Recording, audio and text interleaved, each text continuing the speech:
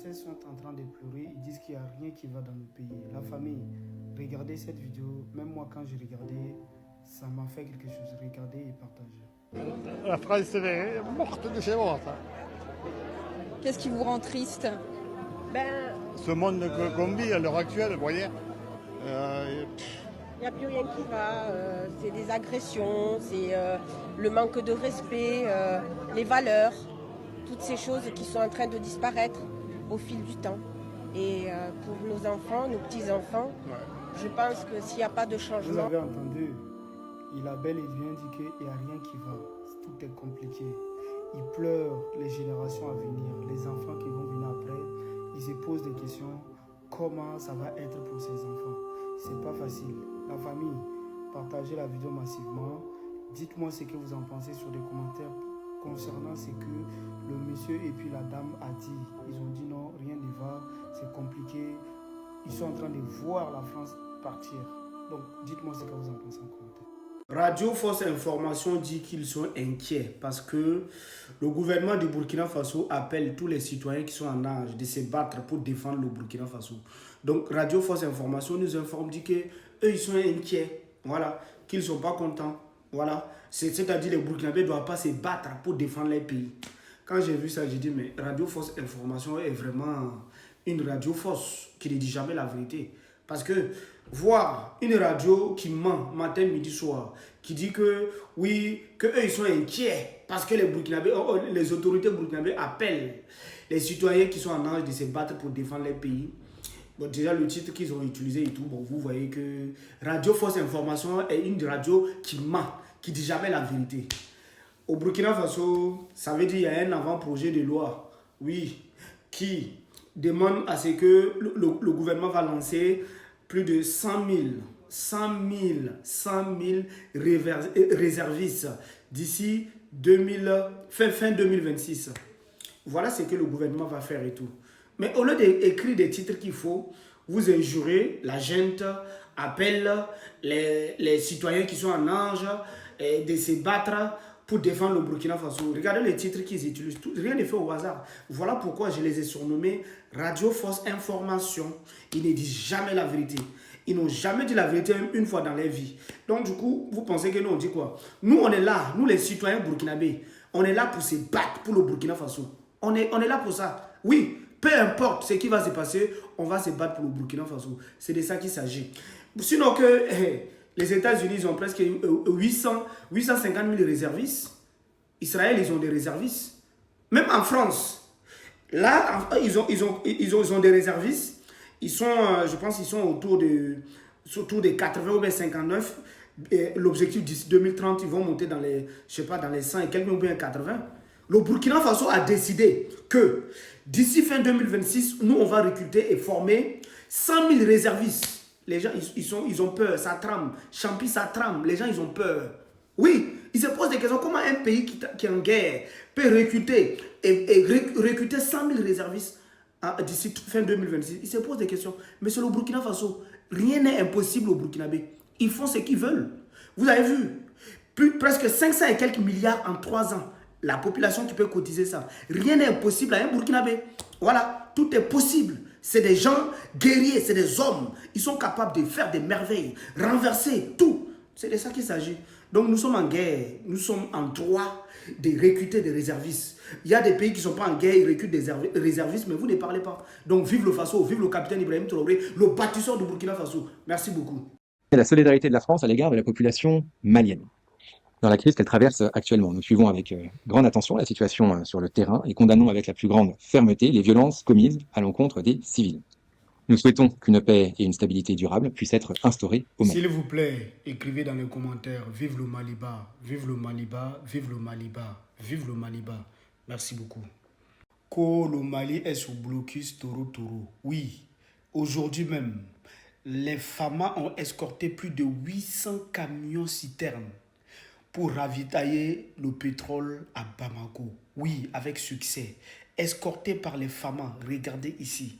Oui, les gens ils disent que le Mali est sous blocus Toro. Mais les médias propagandistes, les médias menteurs, vous êtes où? On ne vous entend pas. Vous ne parlez pas. Le Mali est sous blocus ou pas? Bamako est ce blocus. S'il vous plaît, mettez dans les commentaires. À bas les médias menteurs. À bas les médias menteurs. Merci beaucoup. Pour ce qui me concerne, moi je n'ai jamais été financé par personne. J'ai pu, par la grâce de Dieu, organiser sur la base de mes valeurs intrinsèques et sur la base de ma légitimité que j'ai de par ma communauté, qui a aussi obtenu des armes avec ses chameaux, avec ses vaches, avec tout le reste, pour les organiser et les mettre sur le chemin du Sali, qui est celui du Mali et de la République et de l'unité nationale. Par contre, ceux qui sont arrivés de la Libye, effectivement, ils ont eu le cutus et l'accord de la France de vider tous les magasins dont ils ont la responsabilité là-bas, trahir Kadhafi et de venir en échange de la Zawad. Hamad Mahmoud, l'ancien ministre chargé des relations extérieures de Yémen, l'a dit, oh, il ne l'a pas caché. Il dit, la France nous a dit, abandonnez Kadhafi, on vous ouvre un couloir, allez-y pour récupérer la Zawad, on vous donne l'indépendance. Hamad Mahmoud l'a dit, il est vivant, il a une enquête, il ne cache pas ses mots. Alors lorsque nous avons compris que le complot était clair, nous en tant que républicains convaincus, nous n'avons pas peur de nous inscrire dans cette turbulence pour sauver ce qui peut être sauvé.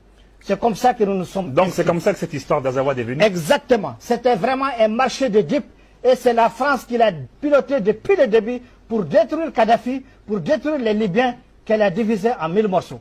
Aujourd'hui, elle nous parle d'un tas de choses alors que les conséquences graves, elle répondra devant l'histoire. Et s'il y a justice dans ce monde, Sarkozy et tous ceux qui ont travaillé avec lui doivent répondre devant une justice.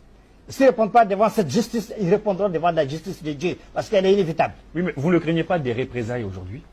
Les représailles, pourquoi? Est-ce qu'il y a plus de représailles que ce que nous vivons? Mais j'ai l'habitude de dire, les Ivoiriens ont un adage qui dit que Cabri-Moir n'a pas peur de mourir. Il y a plus de représailles que... Vous pensez que s'il n'y a pas eu ce renversement de régime, aujourd'hui on aurait une lueur d'espoir pour dire qu'on va récupérer notre pays? Et aujourd'hui, je vais vous dire une chose. Même l'Union européenne que vous voyez, même les Américains sont en train de regretter d'être entraînés par Sarkozy et la France dans cette affaire de Libye. Personne n'en a tiré le grand profit. Tout le monde a... Donc, ce qui s'est passé par le passé, aujourd'hui, ça ne peut plus revenir. Ça ne peut plus revenir. Donc, je continue un peu cette histoire. Sur Boubou Cissé. Donc, on en était là-bas. Alors, ils ont encore triché pour que Boubou Cissé revienne. Boubou Cissé s'est investi, il s'est mis à 4 pieds pour aider la France et faire revenir les anciennes pratiques. Encore le peuple a dit niet.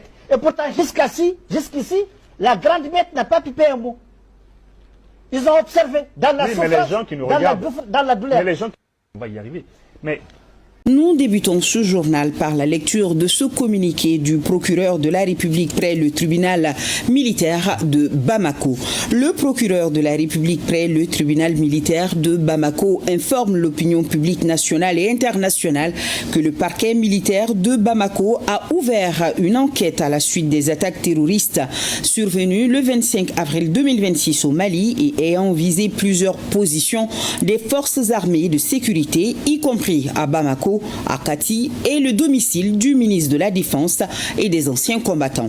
Les investigations menées ont permis à ce stade d'établir un faisceau d'éléments solides relatifs à la complicité de certains militaires radiés ou en instance de radiation de l'effectif, notamment leur participation à la planification, à la coordination et à l'exécution des attaques su-indiquées avec l'implication notoire de certains hommes politiques, dont le docteur Oumar Mariko.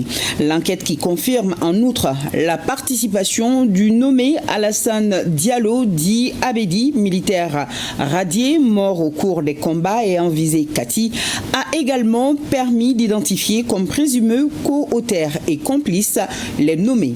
Sergent Djakarija Sojo, militaire en activité. Adjudant Moussa Djani, militaire en activité. Adjudant-chef Mamadou Keïta, militaire en activité. Soiba Djara, militaire à la retraite. Les premières interpellations ont été faites avec succès et tous les autres auteurs, co-auteurs et complices sont activement recherchés. Le procureur de la République près le tribunal militaire de Bamako félicite les unités d'enquête et les services de sécurité pour leur professionnalisme et rassure l'opinion publique publique et l'enquête en cours et celles subséquentes seront conduites dans le strict respect de la réglementation en vigueur. Les évolutions enregistrées seront progressivement portées à la connaissance de l'opinion. Le procureur sait pouvoir compter sur la bonne compréhension de tous et de chacun. Communiqué du procureur de la République militaire du Bamako. Oui, ceux qui ont été complices pour l'attaque contre le domicile du ministre de la Défense, écoutez cette vidéo, partagez-la massivement. Vous allez savoir des noms et ceux qui n'ont pas encore arrêté. Partagez la vidéo, écoutez. Nous débutons ce journal par la lecture de ce communiqué du procureur de la République près le tribunal militaire de Bamako. Le procureur de la République près le tribunal militaire de Bamako informe l'opinion publique nationale et internationale que le parquet militaire de Bamako a ouvert une enquête à la suite des attaques terroristes survenues le 25 avril 2026 au Mali et ayant visé plusieurs positions des forces armées de sécurité, y compris à Bamako, à Kati et le domicile du ministre de la Défense et des anciens combattants.